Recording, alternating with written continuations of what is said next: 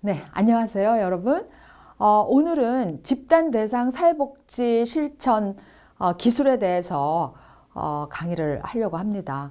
여러분들 집단 하면은 갑자기 이 집단이 뭔가, 집단을 대상으로 해서 사회복지 실천 기술을 어떻게 하란 말인가, 이렇게 난감해 할 것 같은데 어려워하지 마시기 바랍니다. 제가 차분하게 또 여러분들 이해하기 쉽도록 예를 들어서 설명을 하려고 합니다.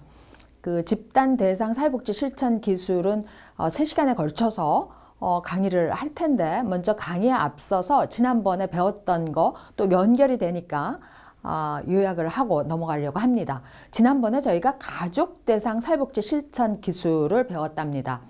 가족 대상 사회복지 실천 기술도 어떻습니까? 한 사람이 아니죠. 가족의 단위죠. 가족의 집단입니다. 예, 이런 의미에서 지난번에 그 가족 대상 사회복지 실천 기술의 개념으로 그 가족복지 대상의 분류 어떻게 되고 있는지, 또 가족 사정, 그 패밀리 어세스먼트를 어떻게 해야 되는지, 그 목적 6가지 등을 배웠습니다. 그러면서 가족의 그 구조와 기능, 가족의 어떤 스트럭처와 펑션이 있는데 그것을 구분하기 위한 다양한 그 개념, 예, 그 중에서 한 가지, 가족 구조에 경계선이 있다. 선이 있다라는 거죠. 바운더리가 있다라는 거죠. 이 바운더리가 어떻게 투과성이 어느 만큼 있고, 어느 만큼 밀착되어 있고, 어느 만큼 유리되어 있는지에 따라서 그 가족의 관계성이라든지 건강도도 체크할 수 있다라고 설명을 드렸습니다. 뿐만 아니라 가족에는 그 서브 시스템, 하위 체계가 있다. 부부 하위 체계, 또 부모 자녀 하위 체계, 또 형제 자매 하위 체계 등등이 있다. 그리고 이들을 하위 체계가 어떻는지, 그 어떻게 사정하는 게 필요한지 설명을 드렸답니다. 그 뿐만 아니라 가족 대상 사회복지 실천을 할 때 개입 절차, 또 개입 그 프로세스는 어떻게 진행되는지 6단계에 걸쳐서 시작부터 종결까지를 설명을 해드렸습니다. 뿐만 아니라 그 가족 대상 사회복지 실천 개입 기술로서 유용하게 많이 쓰이고 있는 그 패밀리 테라피, 가족 치료에 대해서 설명을 드렸는데, 가족 치료는 엄청나게 지금 다양한 학군, 그 학파들이 있고, 그 학파들에 따라서 다양한 가족 치료 모델이 있고, 최근에 와서는 단기 가족 치료 모델이 그 유행을 하고 있다. 그 효과성도 굉장히 높게 보고가 되고 있다. 이런 식의 그 강의를 했답니다. 그 강의를 이제 요약을 했는데, 오늘은 그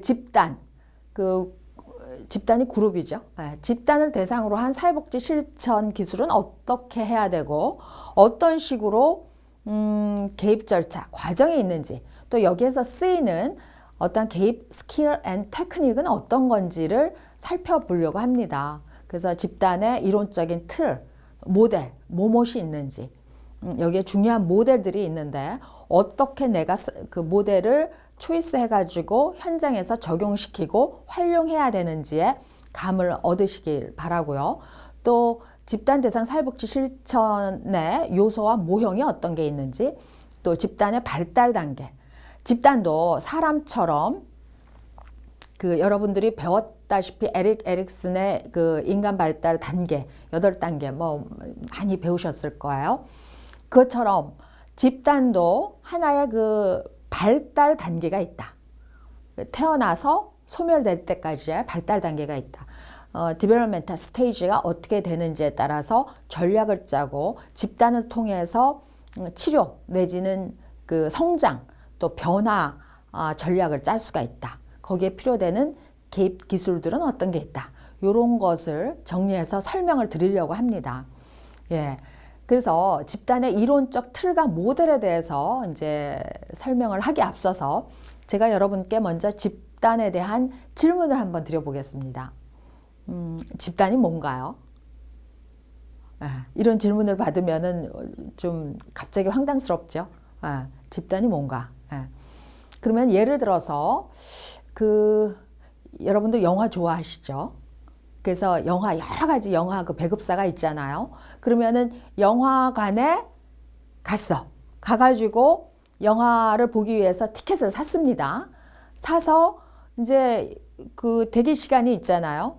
시작 시간이, 영화를 시작하는 시간이 이제 저녁 7시다. 그러면은 한 6시 50분까지 이제 거기 대기 라인에 이제 서가지고 영화관으로 들어가기에 앞서서 이제 기다리고 있는 거죠.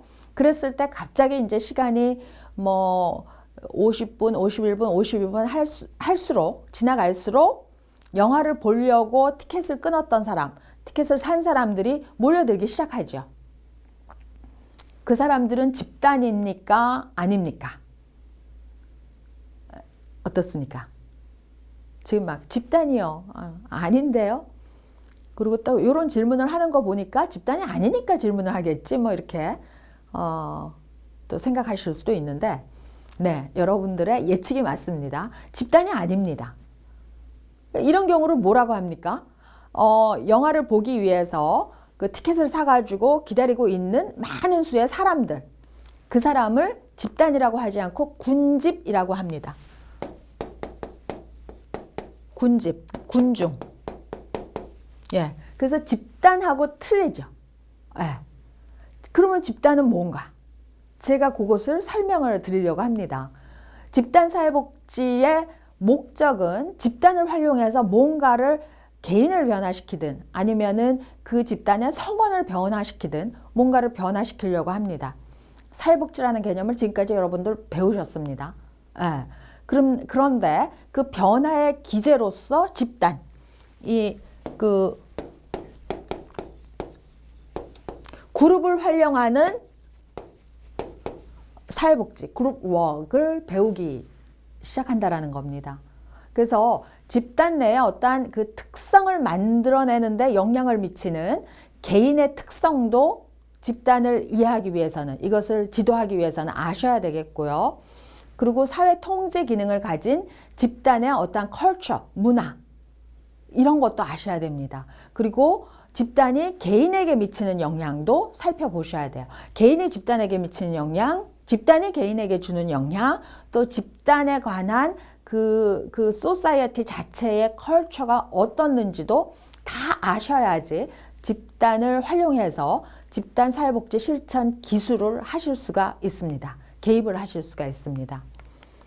그런 의미에서 집단 활동은 주로 기관 내에서 이루어지는 집단의 어떠한 직접적인 환경은 집단이 활동하는 기관이 되죠. 네. 그리고 집단 사회복지를 실천하기 위해서는 여러분들이 그 집단 사회복지의 그 중요한 매개체가 되는 집단에 대해서 이해하는 게 필수적입니다. 여기 매개체라는 말이 나오는데, 그러니까 우리가 이루고 싶은 바람직한 변화, 또 이루고 싶은 바람직한 문제 해결을 이루는 어떠한 매개체로서 집단, 그룹을 활용한다라는 뜻입니다. 그래서 집단의 다양한 특성, 집단의 다양한 이론, 집단의 다양한 모델, 집단의 접근 방법, 이런 것들을 아셔야지만이 이쪽 접근을, 어프로치를 하실 수가 있다라는 거죠.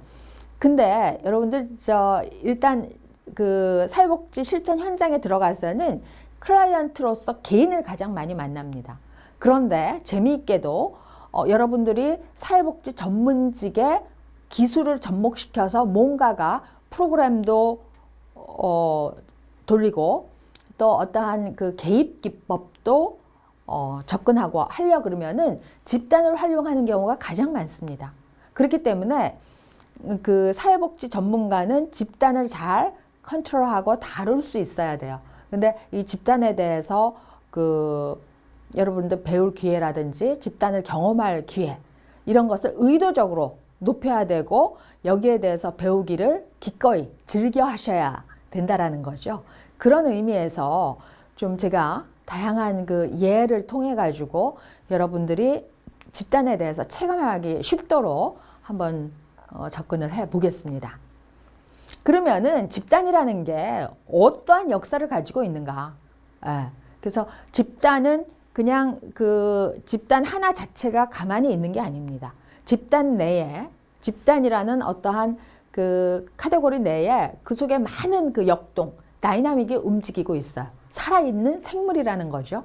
그래서 그 프랑스 혁명 기간 동안에 그 사람들이 선한 심성을 훼손시키는 위험한 단위를 집단에서 뭐 모략을 한다라든가 모의를 한다라든가 뭐 이러한 그 예를 들어서 뭐 혁명을 주도한다라든가 그렇기 때문에 집단을 굉장히 위험한 유닛 단위로 봤다라는 거죠.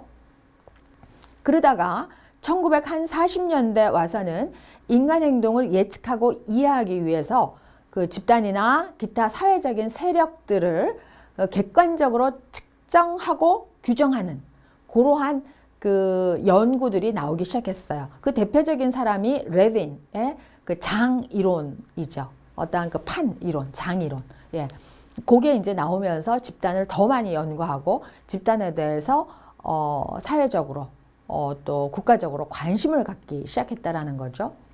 근데 결정적으로는 세계제 2차 대전이 끝나고 나서 전쟁이 일어나고 나면은 모든 질서가 뒤바뀌고 또 굉장히 많은 그 손상 내지는 어려움을 겪습니다. 예.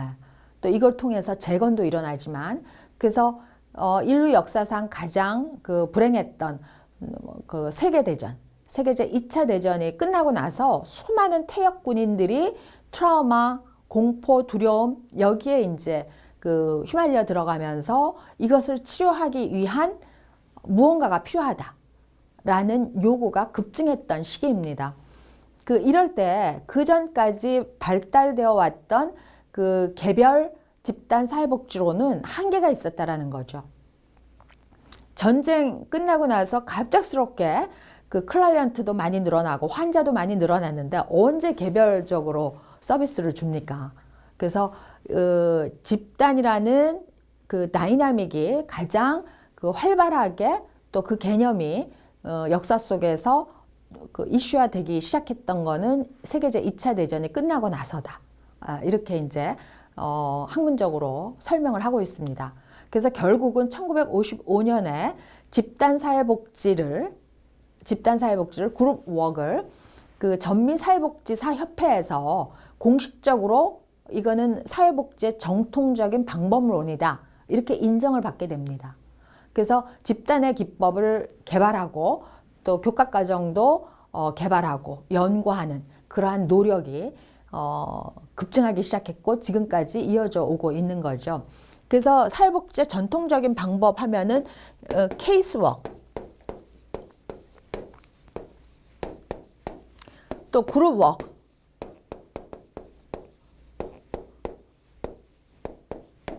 CO,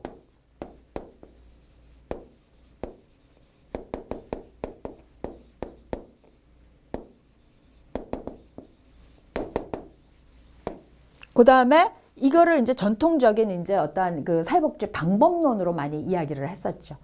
그리고 그 케이스워크 같은 경우에는 그 1대1로 접근하기 때문에 마이크로 어프로치를 많이 쓴다. 미시적인 접근법이라고 많이 이야기를 했었죠. 또 뭐 그룹워크, 또 뭐 가족 치료, 뭐 CO, 뭐 이런 것을 그 매조, 그러니까 중거시적 어프로치라고 이야기하고, 그리고 여기에 이제 사회복지 정책이라든가 policy, 사회복지 뭐 행정이라든가 administration 이런 것들은 훨씬 더 그 단위 체계가 큰 체계로 뭐 그 행정 서비스 전달 체계라든지 행정법이라든지 정책이라든지 이런 큰 규모에서 하는 거기 때문에 이런 거는 그 매크로 어프로치. 그래서 요거는 이제 미시적인 마이크로 어프로치, 뭐 요 정도는 매조 어프로치, 또 매크로 어프로치. 예. 이렇게 나눠 가지고 설명을 많이 한 것이 사회복지 그 커리큘럼 내지는 사회복지 학문의 커다란 접근 방법을 이렇게 나누고 있습니다. 그래서 여러분들이 이거를 뭐 케이스워크, 개별 사회복지론이라 그러고, 그룹워크를 집단 사회복지론이라 그러고, CO를 뭐 지역 사회복지론, 뭐 지역, 예, 이렇게 나누고 있다라는 거죠. 그래서 이러한 커다란 그 학문적인 구조, 스트럭처가 나오기까지 1955년도에 집단사회복지가 미국에서는 전미사회복지사 협회를 통해서 공식적으로 그 정식의 사회복지 방법론으로 딱 들어왔다라는 거죠. 이 메소돌로지로 들어와서 사회복지 학문적인 체계를 갖추기 시작했다라고 이해를 하시면 되겠습니다. 그래서 집단 다이나믹, 그룹 다이나믹의 역사를 또 한 걸음 더 들어가 보면은 1974년도에 보면은 사회복지 전문직이 집단 사회복지의 어떤 그 효능성, 특히 치료적 효능성이 인정돼 가지고 중요한 역할을 하기 시작합니다. 그 전에는 사회복지에서 그룹워크, 그 집단 사회복지를 다루는 게 그 연구도 그렇고 또 어떤 데이터베이스도 그렇고 미진했었어요.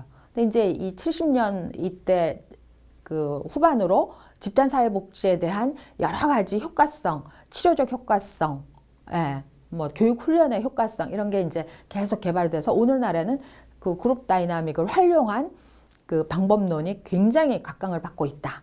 이렇게 이야기를 할 수 있겠습니다. 그래서 그 변화 대행자를 아셔야 되는데 직간접적으로 역량을 활용하고 또 그 힘을 배열해 가지고 특별한 니즈를 충족시켜서 개인의 변화를 이끌어내는 사람. 예, 이런 게 이제 변화 대행자인데 그 변화 대행자를 유도해내기 위해서 그룹 다이나믹을 활용해 가지고 실천하면 굉장히 효과적이다라는 거죠. 그 집단의 이제 주요 개념에 대해서 좀 설명을 해보겠습니다. 사회가 형성될 수 있는 어떤 공식적이고 비공식적인 그 구조를 제공해주는 사회의 가장 기본적인 구성 유닛이에요. 단위. 예. 그래서 요것을 정확히 아셔야 된다라는 거죠. 그래서 의미 있는 다른 사람과의 관계를 형성해서 유지할 수 있는 그 수단을 제공해 주고요. 또 특히나 이제 오늘날 최근의 현대 사회에서 사람들의 문제나 어떠한 그 디스펑션, 역기능을 해결하고 적응하기 위해서 의미 있는 이 집단 경험, 활동 이것이 필요하게 됐다라는 거죠. 예. 그래서 학교라는 것도 하나의 집단 활동입니다. 집단 교육 활동이죠. 여러분들이 동아리, 클럽 이런 데 가입을 해가지고 활동을 하는 것도 여러분들이 가지고 있는 그 기능을 더 업시킬 수 있고 성장시킬 수 있는 다양한 역할을 해낼 수 있는 집단이라는 거죠. 그래서 현대 사회에서는 과거보다도 지난 100년 전보다도 훨씬 더 다양하고 흥미진진한 집단들이 많이 생기고 있습니다. 그래서 집단의 개념, 집단의 컨셉에 대해서 여러 학자들이 이야기를 하고 있는데 베일이라는 학자는 그 소집단 이야기를 합니다. 그래서 이게 이제 스몰 그룹이잖아요.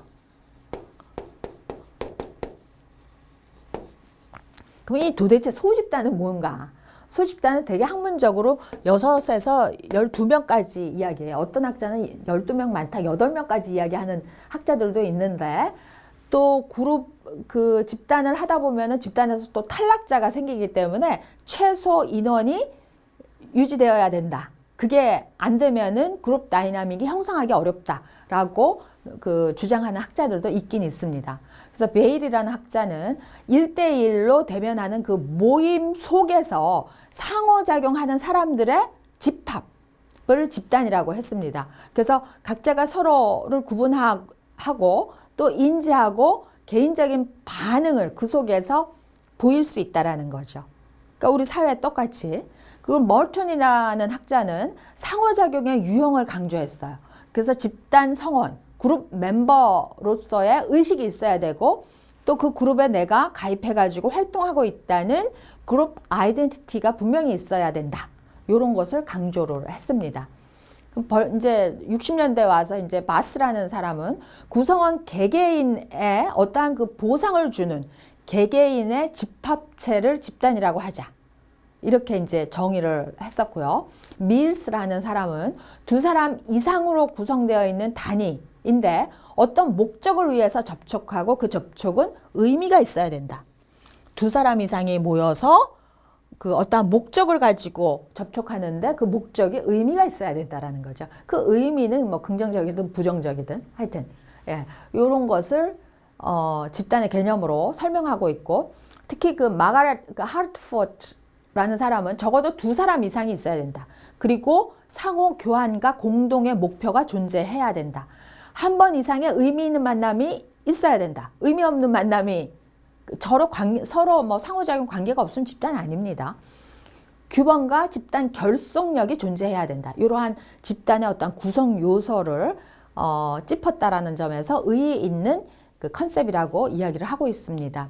라마트라는 사람은 성원 간의 그 상호작용, 또 타인에 대한 어떤 인지와 정서적인 유대 발달을 강조한 학자예요.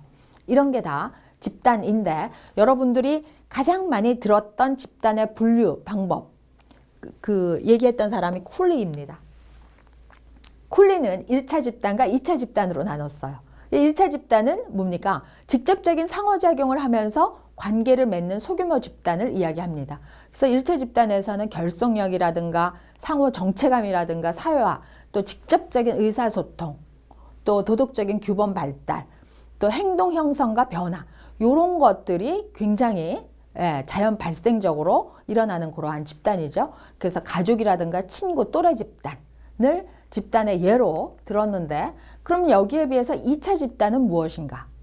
2차 집단은 1차 집단에 비해서 정서적 결속이 미약한데, 최근에 와서는 꼭 그렇지만도 않습니다.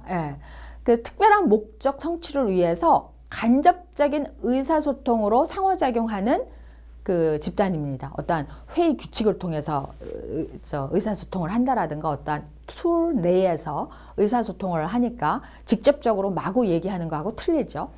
그리고 집단 내에서 수행하는 그 개인 기능과 역할을 굉장히 중시하고, 그 그룹 멤버의 역할이 세분화되어 있습니다. 총무도 있고 회계도 있고 감사도 있고 뭐 이렇게. 그래서 관계의 목적이 효율성을 제고하는 데 있다라고 했는데, 그러면 집단 구성 방법에 따라서 또 다양하게 나눌 수가 있는데, 크게 자연 집단과 형성 집단이 있을 수 있어요. 자연 집단은 그대로 자연 발생적으로 일어난 집단이에요.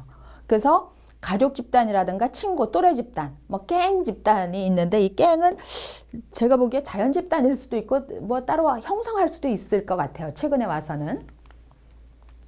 형성 집단이다. 이거는 외부의 영향력이나 전문가의 개입을 통해서 구성된 집단입니다. 그래서 치료 집단, 뭐 학교의 학급, 위원회, 또 클럽, 팀, 뭐 이런 거 있을 수 있죠.